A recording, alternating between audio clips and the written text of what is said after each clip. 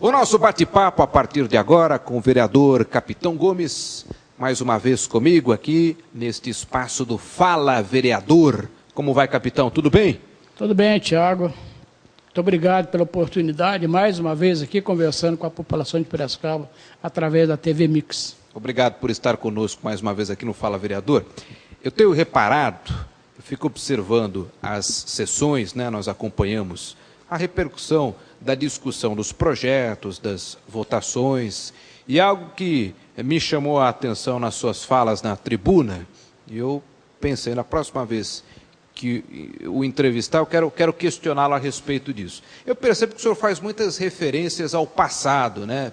Principalmente quando o assunto é educação de crianças e jovens. Eu percebo que o senhor faz muitas comparações, olha, antigamente, né, ou no meu tempo. E eu sei que muitas pessoas que estão nos assistindo agora, que têm um pouco mais de idade, ou talvez não precisa nem ter muita idade, porque as coisas mudaram de uma forma. Se a gente voltar 15, 20 anos no tempo, já é possível estabelecer uma diferença muito grande em relação às coisas como são hoje, né? Essa comparação faz com que a gente muitas vezes se decepcione, capitão, com alguns rumos tomados na área da educação, né? Principalmente quando o assunto é o comportamento das crianças e dos jovens?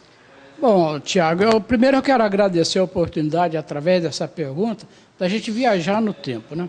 Que na realidade você tem razão. Eu gosto muito de citar o passado e muitos que estão nos ouvindo agora, eu tenho certeza que é da minha geração, eu estou com 66 anos de idade, então praticamente o meu período de escola primária, da faixa do ano de 50, 60, era outro tipo de educação, né? Eu lembro do meu pai, meu velho pai falecido. Meu pai era operário da fábrica de pólvora Presidente Vargas. E meu pai era semi-alfabetizado, mas tinha uma boa escrita, sabia fazer aquelas contas normais. Eu sou administrador de empresa, além de ser oficial da reserva do Exército, mas se colocar ao lado do meu pai, eu me sinto pequeno demais, como os pais de antigamente. Meu pai era pedreiro, encanador, eletricista, quer dizer, ele levantou a nossa casa, ele vinha do trabalho, ele moldava aquelas peças para colocar na frente. Eu não sei fazer nada disso, né? Para mim trocar uma lâmpada eu tenho que desligar a chave porque eu tenho medo de tomar choque. Então, em relação ao pessoal mais antigo, eu acho que nós perdemos muito, né? E outra coisa... Questão da experiência, exatamente. Né? Mas eles tinham mais experiência até pela necessidade, né? Mas então, aí é que eu falo, as boas coisas do passado nós deixamos de lado. Eu pertenço àquela geração dos anos 60, né? Quando apareceu a televisão, na minha época, que chegou na minha casa, o primeiro foi o liquidificador. O dia que meu pai comprou um liquidificador, foi nossa, 9 filhos na casa, todo mundo correndo, ver como é que funcionava, era uma festa, né? Depois veio a televisão, e com a televisão deu no que deu. O maior invento do século foi mal utilizado, na minha opinião, né? E aquela história o pessoal da minha geração que está aí me ouvindo sabe disso, aquela história de, eu quero dar para o meu filho aquilo que eu não tive. Nós éramos assim. Eu sou de uma família de 9 filhos. Já disse, meu pai é operário, minha mãe dona de casa, mas eu sou sincero para vocês, era diferente. Aquela família onde chegava o compadre, todo mundo era compadre naquela época, né? Pegava a cadeira, punha na rua para bater papo, o pai ia ver a Hora do Brasil às 7 horas, depois era a mãe e as madrinhas ali para assistir o Direito de Nascer no rádio, e se emocionavam, choravam, e a criançada brincando na rua, correndo, jogando bola, aquele negócio todo. Quer dizer, não havia essa maldade que há hoje. É isso que eu digo quando se fala em segurança. Quando a família veio para dentro da casa, ela abandonou a rua, a marginalidade tomou conta desse espaço. A família se trancou dentro de casa com a televisão, né? Essa é a verdade. Você tem medo de deixar os filhos na rua. Quem não o senhor tem? está falando é que nessa época em que as pessoas estavam nas ruas, isso inibia a criminalidade? Vá para a praça, toda a família enche a praça aí todo dia com festa, banda, coreto, e a família vai lá, vai ver se o bandido vai lá. Não vai, aonde tem aglomeração, a marginalidade não está presente. O que precisa é a população ocupar esses espaços, né? Eu lembro também, era comum naquele tempo, né?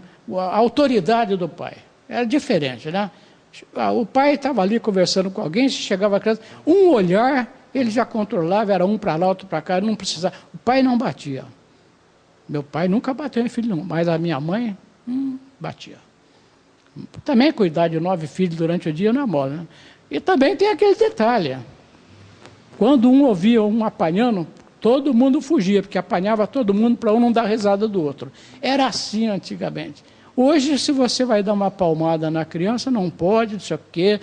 É um negócio complicado. Às vezes, mais vale você dar uma palmada hoje para alertar o erro do que lá na frente cultivar um problema muito sério. Então, existe alguma coisa questionável em termos de educação? Eu não morri, estou aqui. Na escola, nossa, quantos que estão me ouvindo agora, como era a professora, que dava aquela reguada na cabeça, não é verdade? E chegasse em casa, falava, apanhava mais ainda. Agora, hoje isso... não. Hoje, se a professora chama atenção, o pai e a mãe vai lá tirar satisfação. Recrimina a professora. Exatamente. Isso que o senhor está colocando é uma reclamação que eu ouço bastante, quando nós abordamos a questão da criminalidade entre menores de idade, né? Por que tantos jovens na criminalidade? E aí a resposta que eu ouço dos pais é a seguinte: olha, o próprio Estatuto da Criança e do Adolescente nos inibiu no sentido da nossa autoridade enquanto pais, né? O senhor concorda com isso? Acha que realmente hoje o pai tem menos autoridade justamente por essas questões, né? E aí muitas pessoas vão falar, bom, mas quando a gente fala de bater, qual é o limite, né? Nós não estamos falando de um espancamento, estamos falando de uma palmada corretiva, exato, né? Exato. Tem até aquele ditado que diz, né? Tapa de pai não dói, né? Enfim, existe o bom senso dentro da família. Agora, hoje os pais estão enfrentando dificuldades para ter autoridade, para educar? Bom, primeiro, só para alertar os meus amigos que estão nos assistindo aí, no meu tempo era vara de marmelo, né? Era vara de marmelo que a mãe tinha lá pendurada, meu Deus do céu. Doía? Mas ela dava com aquela batida com carinho, não dava para machucar, não. Sabe? Era o alerta, né? Exatamente, era a maneira de impor. Eu, sinceramente, eu tenho uma saudade imensa do meu pai, da minha mãe, né? Eu procurei criar meus filhos também de uma maneira diferente, né? Tenho, graças a Deus, 2 bons filhos, uma filha, um filho maravilhoso, né? O senhor teve que dar alguma palmada em alguma situação?